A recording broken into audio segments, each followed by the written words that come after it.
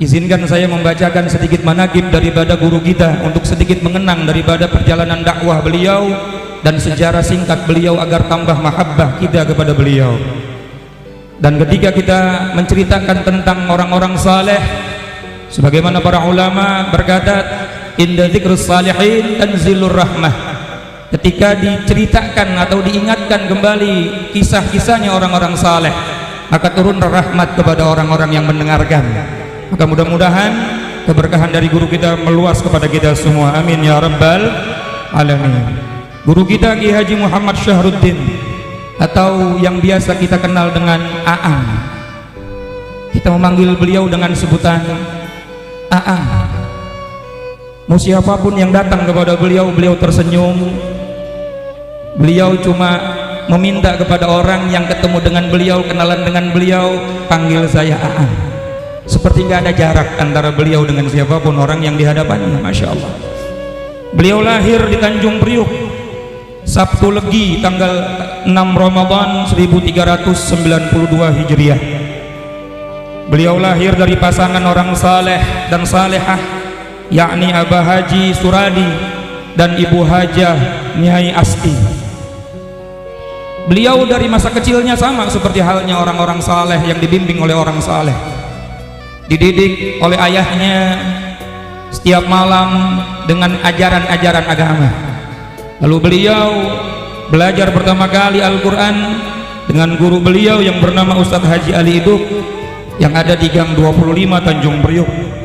Lalu beliau melanjutkan pesantren di abah guru beliau, yaitu Abah Haji Unari, yang di situ beliau mendapatkan begitu banyak sanad kitab yang akhirnya ditularkan kepada kita di Minhajut Talibin, Safinatun Najah, Fathul Gharib, Riyadul Badi'ah, Tijanut Darari, Kifayatul Awam, dan Kifayatul Atsqiya.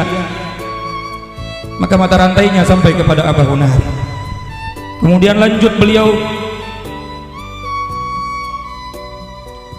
pondok pesantren kembali kepada Aang Sadili, Kiai Adang Syadili di Sukabumi.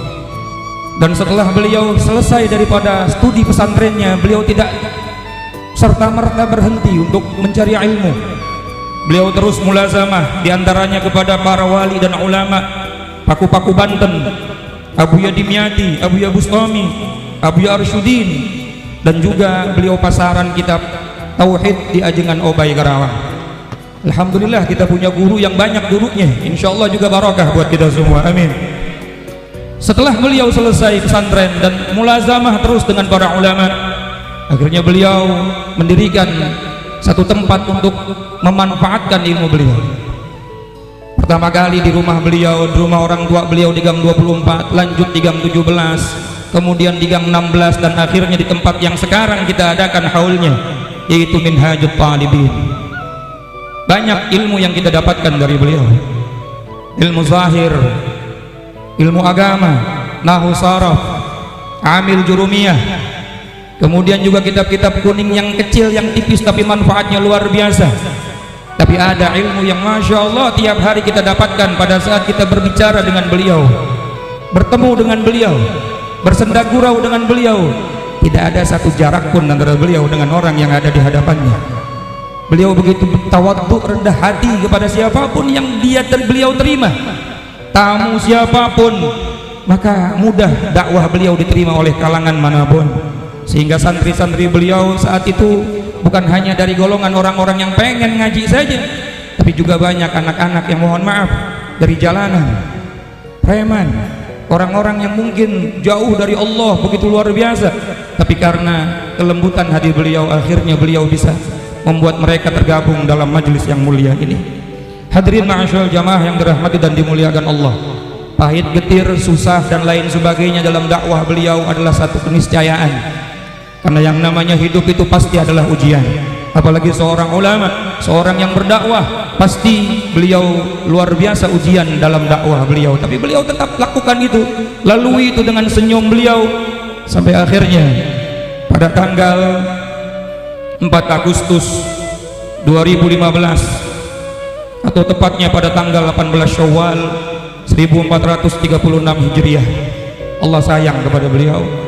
Beliau dipanggil oleh Allah Subhanahu wa Ta'ala beliau wafat meninggalkan kita semua. Zahirnya wafat meninggalkan kita, tapi akhlak beliau, senyum beliau, luwesnya beliau, mungkin semua yang hadir punya kenangan tersendiri dengan akhlak manisnya beliau. Tua muda, miskin kaya, betul atau tidak kok kira-kira? Semua diayom oleh beliau, Masya Allah. Maka mudah-mudahan kecintaan kita kepada beliau tidak luntur sampai hari ini, dan mudah-mudahan beliau mengakui kita sebagai santrinya, mengakui kita sebagai orang-orang yang ingin nyantol kepada sanad beliau sampai kepada Rasulullah SAW, sehingga pada saat nanti kita dibangkitkan di padang mahsyar di yaumil qiyamah, kita betul-betul masuk dalam zumaroknya beliau, golongannya beliau, bersama ulama-ulama, bersama para wali, sampai kepada baginda kita Nabi Muhammad sallallahu alaihi wasallam.